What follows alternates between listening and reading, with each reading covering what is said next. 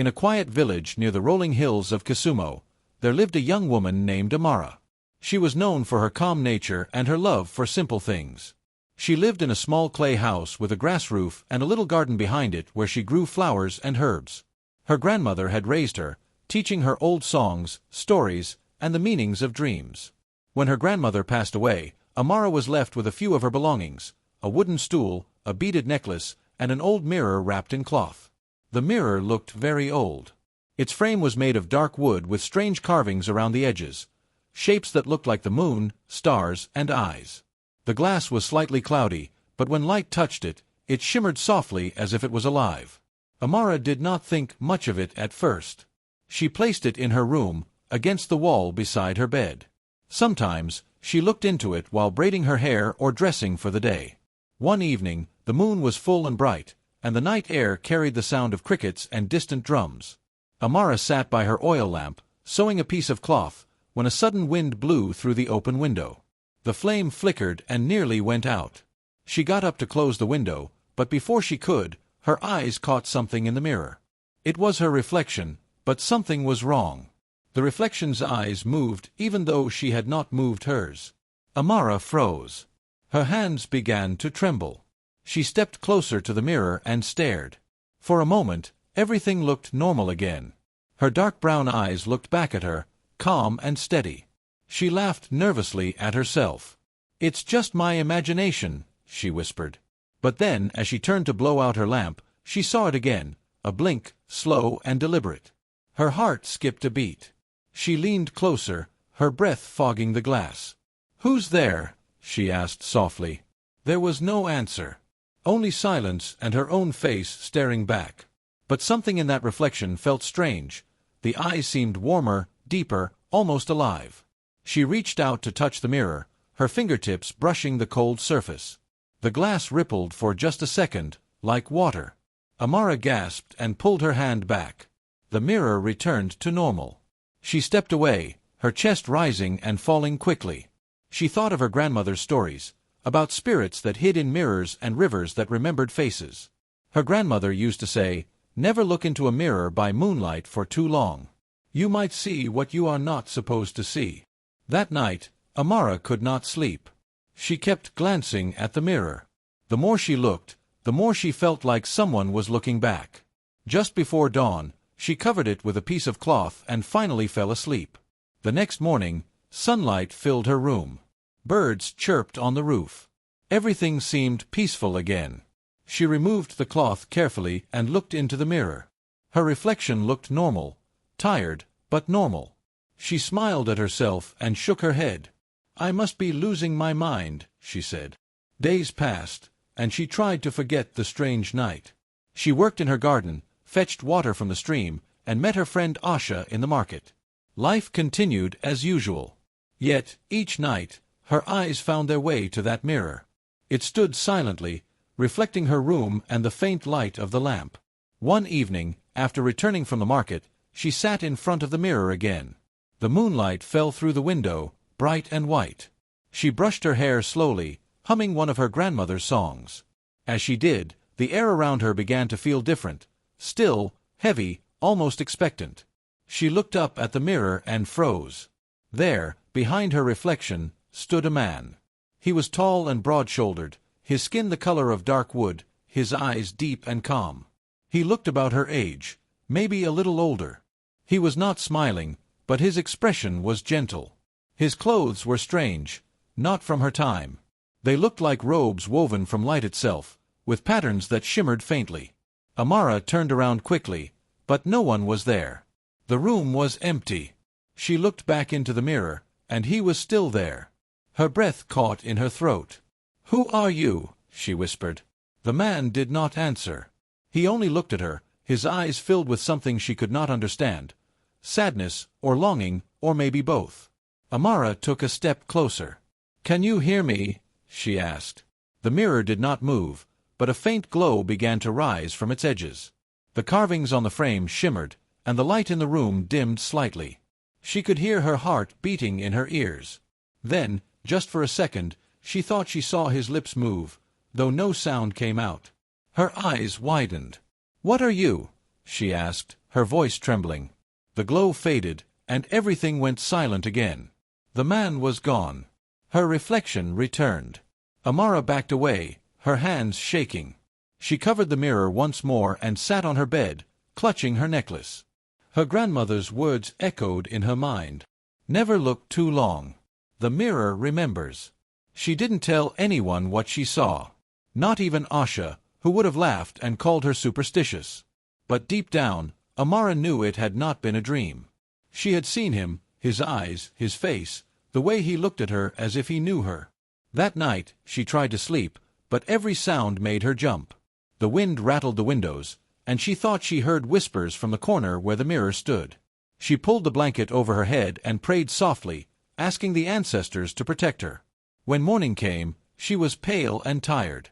She told herself she would throw the mirror away, maybe break it and bury the pieces. But when she went to uncover it, she stopped. The mirror looked beautiful in the morning light, calm, harmless, almost welcoming. She saw her reflection smiling weakly back at her. "It's just an old mirror," she said out loud, trying to convince herself. Still, something inside her whispered otherwise. Something told her the mirror was waiting, watching. That night, as she prepared to sleep, she felt a strange pull. She found herself standing before the mirror again, the moonlight pouring across her face. Her fingers brushed the carvings, tracing the patterns as if they could tell her their secrets.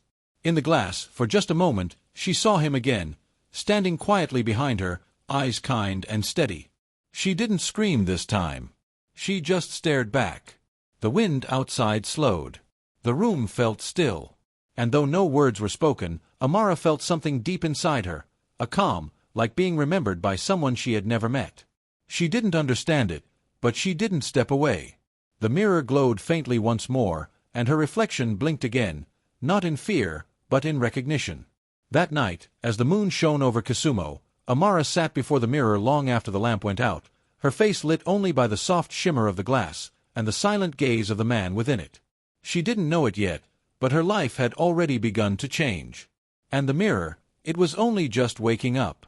The end. Days passed quietly in Amara's village, but her thoughts were never still. Ever since she had seen the man in the mirror, her mind had been full of questions. Who was he? Why did he appear only to her? And why did his eyes seem to hold both sadness and kindness at the same time? She tried to stay away from the mirror, to convince herself that it had been a dream. She spent her days outside, helping her neighbors, working in her garden, and fetching water from the stream. But every time she returned home, her eyes would fall on the mirror, silent and shining faintly in the corner. One evening, after sunset, she finally gave in. She lit her small oil lamp and sat in front of the mirror. For a long time, nothing happened. She just stared at her reflection and waited. The night was calm.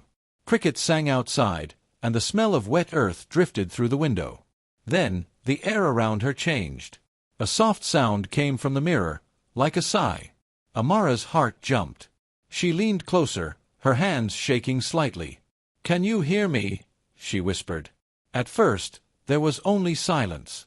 Then, slowly, a deep and gentle voice answered, "Yes." Amara gasped and stepped back, almost knocking over her lamp. She looked at the mirror again, and there he was, the same man, standing behind her reflection. His eyes met hers through the glass. "Who are you?" she asked, her voice small and trembling. The man smiled softly. "My name is Kato." Amara's breath caught. How are you speaking to me?" "I have waited a long time," he said quietly. "You are the first to see me." She could hardly believe it. "Waited? For what?" He looked down, his expression sad. "For someone who can hear me. Someone who can remember me."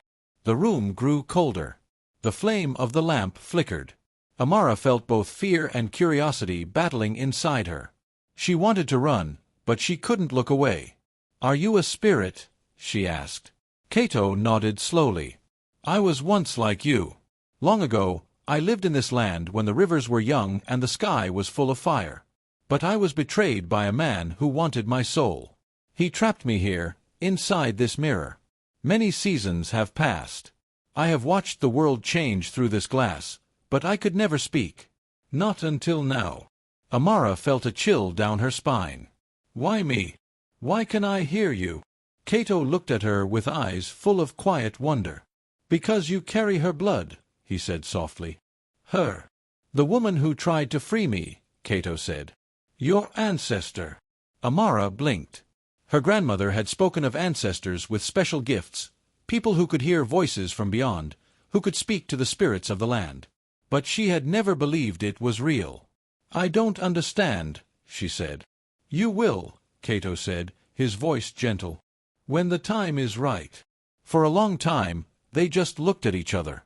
Amara could feel her fear slowly fading. His eyes were warm and kind. His smile was small but comforting. He didn't seem dangerous. In fact, he looked lonely, so deeply lonely that it made her chest ache. That night, they talked for hours. Amara asked him about his life, his people, and the world he once knew. He told her stories of green lands where lions roamed freely, of rivers that shone like gold at sunset, and of kings who ruled with wisdom and courage. His voice was smooth and calm, and every word painted a picture in her mind. Sometimes she forgot that he was only a reflection. When the first light of dawn touched the window, Cato's image began to fade. Wait, Amara said quickly. Will you come back? He nodded slowly. When the moon rises again. Then he was gone, and the mirror showed only her own tired face. That day, Amara could not think of anything else. She moved through her chores without noticing the world around her. She replayed his voice in her mind, deep, soothing, kind. She felt drawn to him in a way she could not explain. When night came again, she hurried to her room. The moment the moonlight touched the mirror, his image appeared once more. Hello, Amara, he said. She smiled shyly. Hello, Cato. Their conversations became longer each night. She told him about her life, about her grandmother, the village, the market, and the fields beyond the hills. He listened with interest, asking gentle questions. He spoke of the stars and how each one carried the spirit of a soul that once lived. He told her that the ancestors watched over her, and that her heart was stronger than she knew. The more they talked, the more she forgot her fear. She began to wait for nightfall like a child waiting for a secret friend. Her days grew slower, but her nights felt alive. She laughed more when Cato was with her. Sometimes she caught herself smiling for no reason. One night, the wind was strong and the lamp flickered again. The room was filled with silver light from the moon. Cato looked at her and said softly, Amara, do you believe that love can cross the veil between worlds? Amara stared at him. Love. He nodded. Yes. Even the strongest walls cannot keep two souls apart if their hearts remember each other. Her heart began to beat faster. She didn't know what to say. I don't know, she whispered. I never thought about it. Cato smiled faintly. You will. After that night, his words echoed in her mind. Love can cross the veil between worlds. She didn't know if it was true, but each time she looked into his eyes, she felt something new growing inside her, something soft and dangerous at the same time. As days turned into weeks, Amara stopped going out as much. Her friend Asha noticed and teased her gently. You stay in that house too long, Amara, she said. You'll turn into a ghost yourself. Amara only smiled and said she was fine. But inside, she was changing. Every night, Cato spoke to her, and every morning she missed him more. One evening, he told her, I can feel your heart when you speak. It warms this prison. She blushed. I didn't mean to. He smiled. Don't be sorry. You remind me what it feels like to live. Amara touched the mirror's surface. If only you were real, she whispered. For the first time, Cato looked away. The light in his eyes dimmed a little. If I were real, he said quietly, I would hold your hand under the stars. I would walk with you to the river. I would tell you how the night smells after rain. Her eyes filled with tears. She didn't know why she felt so much for someone trapped behind glass. The silence stretched between them. Then she said softly, Maybe one day you will be free. He looked at her again. Maybe one day, he replied. The wind blew against the window, and the lamp flickered once more. That night, when Amara finally lay in bed, she couldn't sleep. Every time she closed her eyes, she saw his face, kind, gentle, full of warmth. Her heart felt heavy and light at the same time. She whispered to the darkness, "If only you were real." Outside, the moon moved across the sky, and in the corner of her room, the mirror shimmered faintly. For a brief moment, her reflection blinked, but not in fear this time. It blinked as if it heard her. And deep within the glass, unseen by her, Cato smiled. The days in the village passed as usual, but for Amara, everything was changing. Her nights had become her world, and her days were just long hours waiting for the moon to rise. The people around her began to notice. She no longer joined her friends by the river. She no longer laughed at the market or sang with the children. Her eyes often looked far away, lost in thoughts only she could see. Her aunt, Mama Nia, was the first to speak. She was an older woman with sharp eyes and a strong voice that carried wisdom from many generations. She had raised Amara after her grandmother's passing and knew every shift in her niece's mood. One morning, while Amara sat quietly on the porch, Mama Nia came and sat beside her. The air smelled of smoke and wet earth. Birds called from the trees. For a while, they both said nothing. Then Mama Nia turned to her. "Amara," she said softly, "your spirit feels far away. Where does it wander at night?" Amara hesitated. She wanted to tell her everything but feared she wouldn't understand. "I've been thinking of grandmother," she said quickly. Mama Nia gave her a long look. "You forget, child, I have eyes that see beyond your words." Amara smiled faintly, but her hands fidgeted in her lap. Mama Nia continued, her tone gentle but firm. "There is something in that house, isn't there? Something that keeps you awake at night." Amara froze. "It's nothing, Auntie." Mama Nia's voice dropped lower. "Is it the mirror?" Amara's heart skipped. She stared at the ground, saying nothing. Mama Nia sighed deeply. "I thought so. That mirror belonged to your grandmother's mother, and even she was afraid of it. She told me stories when I was a child, stories about voices that whispered from its glass. Our ancestors locked spirits in mirrors for a reason. You must not speak to what you do not understand." Amara's eyes filled with confusion. "But Auntie, he's not evil. He's kind. He's trapped." Mama Nia frowned. "He?" Amara nodded, her voice trembling. "His name is Cato. He's not like the others in those stories. He's gentle. He talks to me. He remembers our ancestors. He's lonely, that's all." Mama Nia reached out and took Amara's hand. "Lonely or not, a spirit is not meant to live in our world. The dead belong where the dead rest. If he is bound there, it is by the will of powers older than you or me." Amara shook her head. "But love can free him. I can help him." Mama Nia's face grew serious. "Love cannot heal what is cursed. Listen to me, Amara. Sometimes, what looks like love is only a shadow trying to pull you closer." But Amara did not listen. The words only made her heart ache more for Cato. That night, she sat before the mirror again. His face appeared, calm as ever. "You seem troubled," he said softly. Amara nodded. "My aunt says I shouldn't talk to you. She says our ancestors locked you away for a reason." Cato's eyes darkened slightly, but his smile did not fade. "People fear what they do not understand. I was not locked away because I was evil. I was locked away because I was powerful, and those in power feared what they could not control." Amara frowned. "But you were kind to me. You've never hurt me." "I never will," he said firmly. "You are the only one who sees me, Amara. The only one who has spoken to me as if I were still a man." Her heart softened. "Then I'll never stop." Cato's gaze lingered on her. "Even if the world tells you to?" "Yes," she whispered. The mirror shimmered faintly, and for a brief moment, she thought she saw the hint of a tear in his eye. "Then you are braver than anyone I have ever known," he said. From that night on, Amara spent longer hours with him. Sometimes they spoke until dawn. He told her stories of kingdoms long forgotten and songs the wind used to carry. She told him about her childhood, about the smell of roasted maize, and how her grandmother's voice used to lull her to sleep. The more they spoke, the more real he felt. She began to believe she could truly bring him back. But as her love grew, strange things began to happen. The nights grew colder, even when the fire was strong.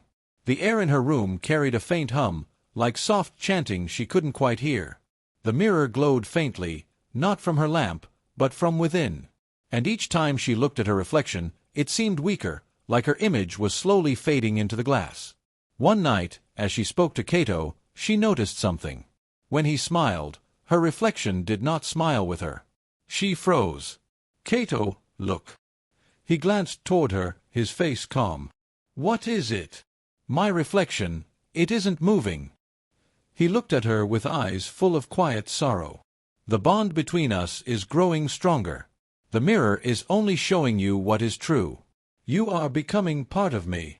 Amara felt a shiver run through her. "Part of you?" He nodded. "Don't be afraid. It's the only way we can be together. The worlds cannot meet unless our souls do." Her breath caught. "You mean, I have to?" He interrupted her softly. "Do not think of it as leaving. Think of it as joining. We will not be apart again." Amara didn't answer.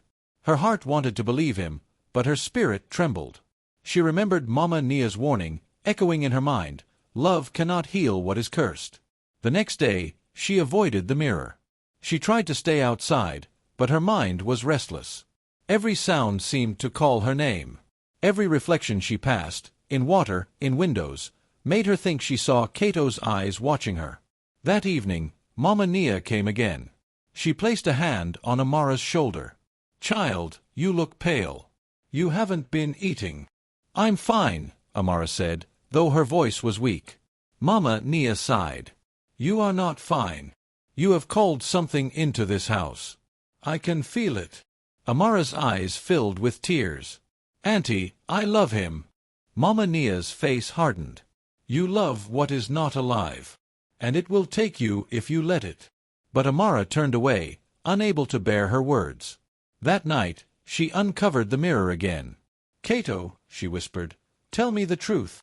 Am I losing myself?" His expression was full of sorrow. "Love always changes us, Amara. But what you are losing is only your pain. You will be free, as I will." The mirror's glow grew brighter, washing her face in pale silver light. Her reflection flickered faintly, like a candle's flame. She reached out to touch the glass, and for the first time, the surface felt warm. "Can you feel me?" she whispered. "Yes," Cato said softly. "And soon, you will feel nothing but peace." Her heart trembled. She wanted to believe him. She wanted to hold on to the hope that love could heal even what was trapped beyond time. Outside, the wind howled across the fields. The house creaked. Mama Nia, sleeping in her hut nearby, woke suddenly with a chill crawling up her spine. She whispered a prayer under her breath. In Amara's room, the glow from the mirror spread like a soft mist. Her reflection grew fainter, and Cato's form became clearer. His voice wrapped around her like music, low and sweet. "Don't be afraid, Amara," he murmured. "You were born for this. You are the bridge." Her eyelids grew heavy. The room felt far away. And in that moment, deep within the mirror's shining surface, two figures stood, one fading, one forming. By the time the lamp went out, only Cato's voice remained. The end. The rain began before sunset, slow at first, then heavy like the sky itself was crying. The thunder rolled across the hills, shaking the walls of Amara's little home. She sat by her window, watching the storm, her heart full of fear and longing. The wind howled through the cracks in the door, but the sound that truly filled the room was the whisper of the mirror calling her name. "Amara," the voice said softly, almost drowned by the rain. "Amara, come to me." She turned toward the mirror. Its glow was brighter than ever, soft silver light flickering across the room. Cato's face looked clearer than it had ever been. His eyes were full of warmth, but behind them was something she could not name, a shadow of hunger or maybe desperation. "Cato," she whispered, walking closer. "The storm is strong tonight." "Yes," he said gently. "It is a night of power. The kind of night when the world between life and spirit grows thin. You can feel it too, can't you?"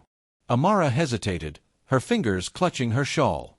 The air around her felt heavy, charged with something strange. "I feel it," she said softly. Kato smiled faintly. Then it is time. Time for what? For you to set me free. Amara's heart skipped a beat. She had dreamed of this moment, hoped for it. But now that it was here, she felt a tremor of fear deep inside. Set you free? How? Kato's voice was calm and low, smooth like the rhythm of the rain. You have given me your voice, your love, your trust. Now you must give me your touch. When the lightning strikes, reach out and place your hand upon the glass. That is all it takes. Amara looked at the mirror and then at her hand. It trembled. What will happen? He smiled again, his eyes shining like the storm outside. You will set me free from this prison.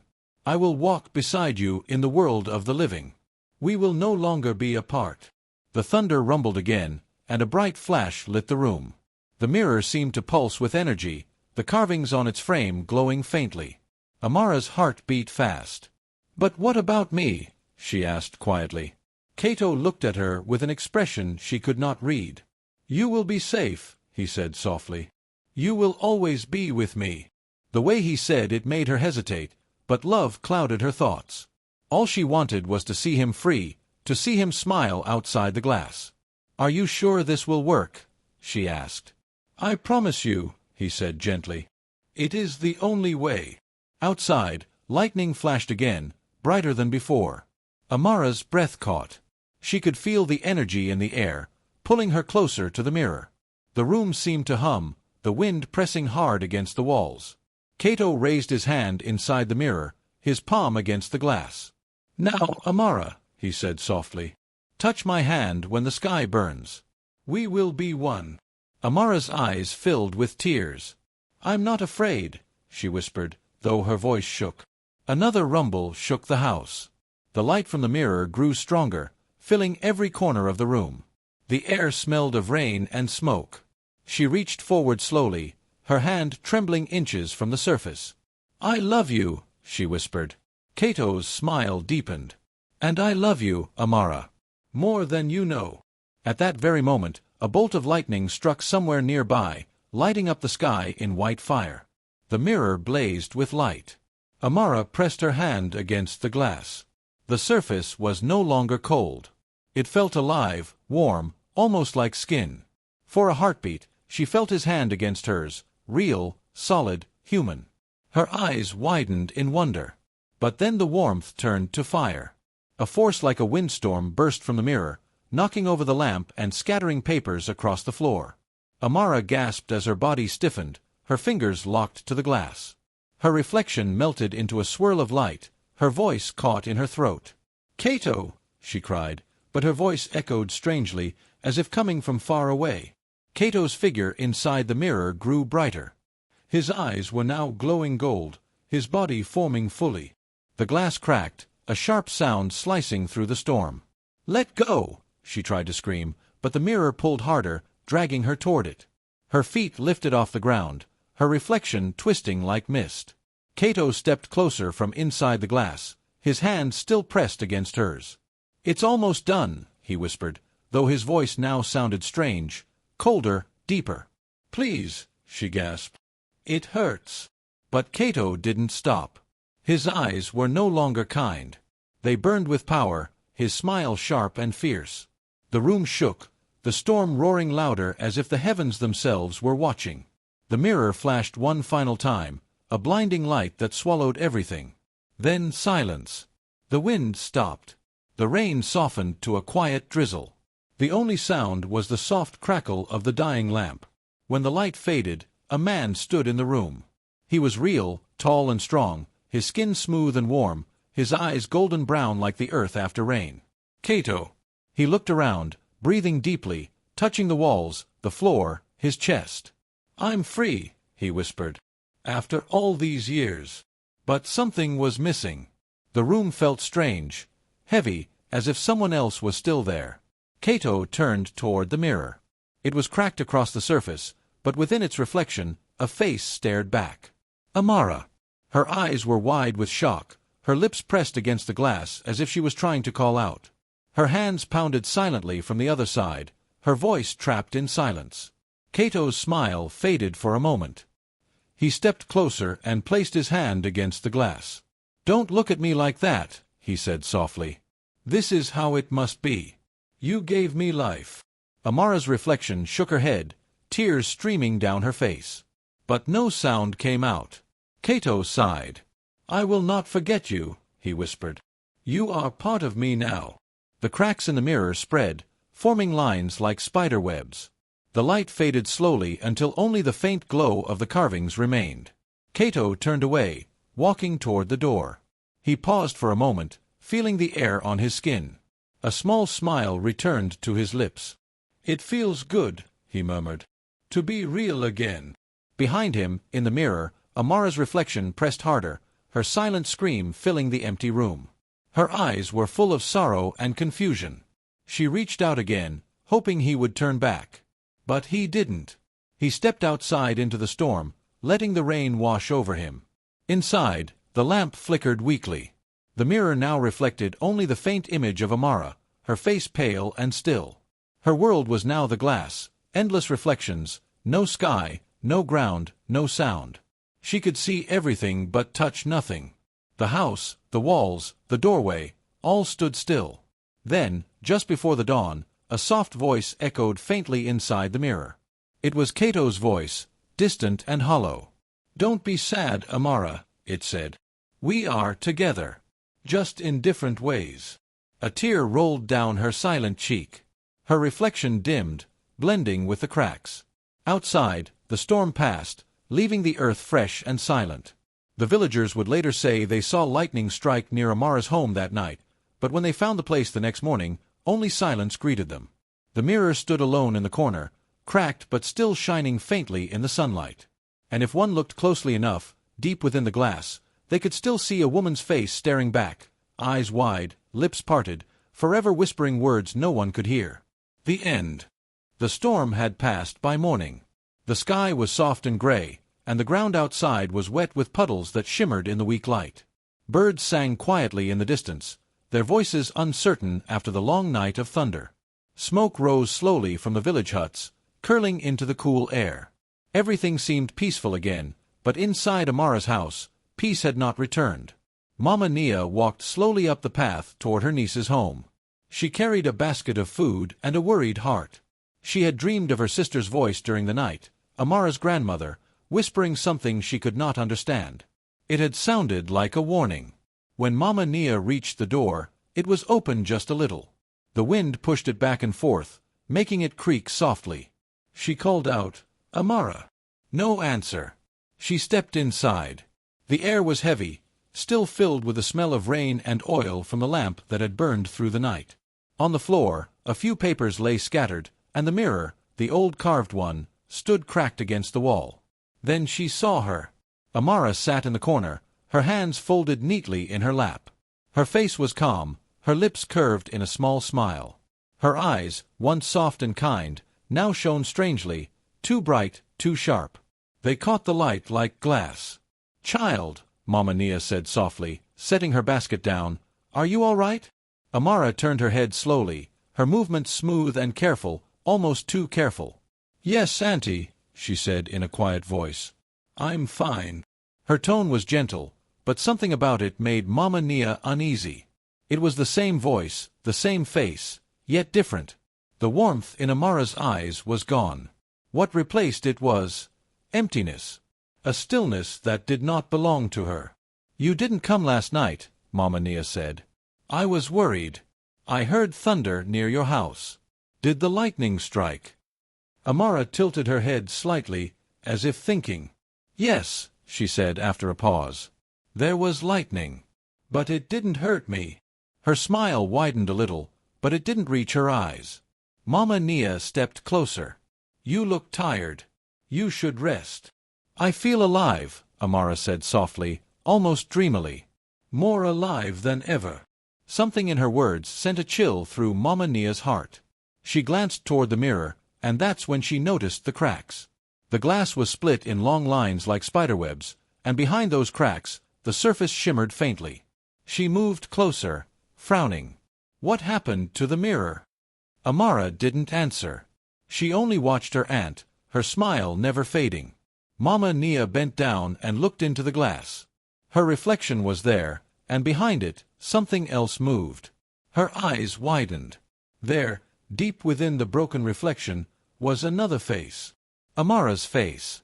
But it was not the same Amara who sat behind her. The one inside the glass looked frightened, her hands pressed against the inner surface as if trying to break free. Her mouth opened in silent cries. Her eyes, those soft, loving eyes, begged for help.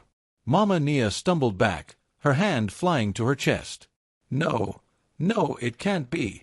The Amara outside the mirror rose slowly from her seat. "Auntie," she said in that same calm voice, "what's wrong?" Mama Nia's heart pounded. "Who are you?" she whispered. Amara smiled again, the curve of her lips perfect, practiced. "I'm still me," she said softly. "Why do you ask?" But her voice was no longer gentle. It had a low tone, one that did not belong to her. Mama Nia looked again into the mirror. The trapped Amara's hands pounded silently on the glass. Her tears slid down her reflection's cheeks, but no sound came through. The cracks glowed faintly, like veins of light. "Amara!" Mama Nia cried. "Child, I see you." The real Amara's eyes widened in the mirror. She shook her head desperately, her lips forming words that could not be heard. Behind Mama Nia, the other one, the one outside, spoke softly. "Don't look at her, Auntie. She's just a memory. Come away from the mirror." Mama Nia turned to face her, trembling. "You're not my niece." The figure tilted her head slightly, that same strange smile on her lips. "But I wear her face. Isn't that enough?" Mama Nia's breath came fast. "What have you done to her?" "She freed me," the figure said simply. "She gave me her hand, her heart, her life." The room grew colder. The air felt thick. The faint glow of the mirror pulsed slowly, like a heartbeat. Mama Nia backed away, her eyes darting between the glass and the woman who looked like Amara. "You are not welcome here," she said firmly. "Leave this house." The false Amara only smiled wider. "This house is mine now. Her blood called me. Her love opened the door. I cannot leave. I live." The words made the old woman shiver. She whispered a prayer under her breath and threw a pinch of salt toward the mirror. The surface hissed faintly, the glow dimming for a moment. Inside, the real Amara's face grew clearer, her eyes full of hope. But then, as quickly as it faded, the light returned. The cracks sealed slightly, hiding her away again. The false Amara stepped closer, her voice calm but sharp. "Don't fight what has already been done." Mama Nia's hand shook, but her voice stayed strong. "The ancestors see what you have done. You may wear her face, but her spirit will never be yours." The woman tilted her head. "Perhaps. But the world will not know. They will see me and think Amara lives. They will talk to me, laugh with me, and forget there was ever another." Her smile softened, almost kindly. "That is what you wanted, isn't it, Auntie? For her to live." Mama Nia's eyes filled with tears. "Not like this." The woman reached out a hand, but Mama Nia stepped back quickly. "Stay away from me." The silence between them was long. The rain had stopped, but the sound of dripping water from the roof filled the room. The woman who wore Amara's face finally turned toward the mirror. For a moment, she looked at her reflection, at the real Amara still trapped inside. Their eyes met through the glass. The one outside smiled sadly. "You should rest now," she whispered. "The world is no place for you anymore." The trapped Amara shook her head wildly, her hands pressing against the cracks, but her voice was lost. Slowly, her image faded until only faint outlines remained. Mama Nia ran from the house, her heart pounding. She shouted for the villagers. They came running, carrying sticks, charms, and lanterns. When they entered, the woman sat quietly by the broken mirror again, smiling as though nothing had happened. One of the elders asked, "What happened here?" She looked up, her eyes calm and glowing faintly in the dim light. "Nothing," she said softly. "It was only the storm." The villagers searched the house, but they found no sign of anything unusual, only the old mirror, its surface cracked and shimmering like water. Mama Nia refused to go near it again. She left the house that same night and never returned. Years passed, But the story never died. The villagers began to tell it in whispers, the story of the woman who loved her reflection too much. They said that sometimes, when the moon is full and the wind is still, you can hear a faint tapping from inside that house. Some say it is the sound of Amara's hands on the glass, still trying to break free. Others say that if you stand before the mirror and look closely, you can see her face, pale and silent, watching you from within.